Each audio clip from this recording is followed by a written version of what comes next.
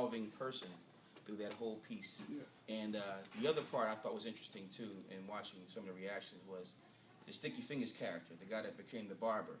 Because in the urban community, as I'm sure you can remember, the barber is someone that is like an all-knowing person.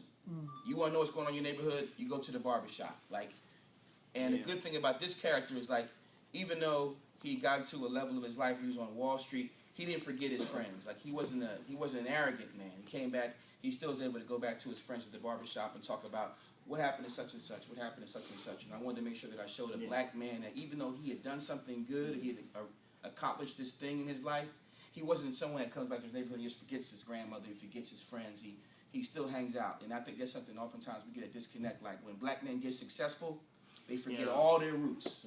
But it was that the core of him was always pure.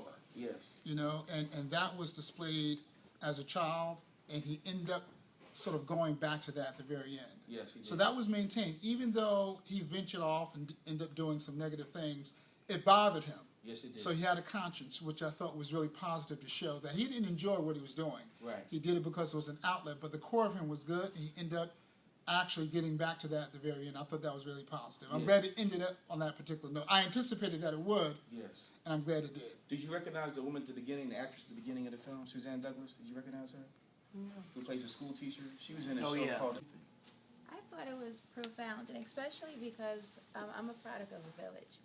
And not only that, because my parents were very young when they had me, so my grandparents instilled those values in me. Yeah. And I, as a parent, have to make sure that my grandparents instill values in them, because sometimes when you're going through the struggle, you forget your morals and values. Yes, so you it do. is that village that comes back and keeps them grounded. Right. And that was a crazy twist, though, man. Yeah. Crazy twist. I mean, that's changing right there. Right. That's a transformation. That's a Right. you know. Yeah. I mean, they came from the urban setting, and then the plot. I mean, they must have plotted this, and because the only way they could set that, like the last part about, you know, you got to fake your own death. You know what I'm saying? To move out your situation. That's what that Michael. You know, I agree. I ain't trying to preach now, brother. No, brother, preach. Yeah. So you're gonna make it number 2? You can make number 2. You got me thinking now. A sequel. But let me just Please. expand on what these 2 young ladies are saying. She's already back. I absolutely enjoyed it. Number 1, because it's North Philadelphia. That's where I was born and raised. Yeah. So I'm repping North Side here tonight. I'm by myself. So I really did enjoy that. The other thing I enjoyed was, I think I enjoyed a lot of the camera angles. I think a lot of movies, it helps the lines, and it helps the images. So when the camera angles are great.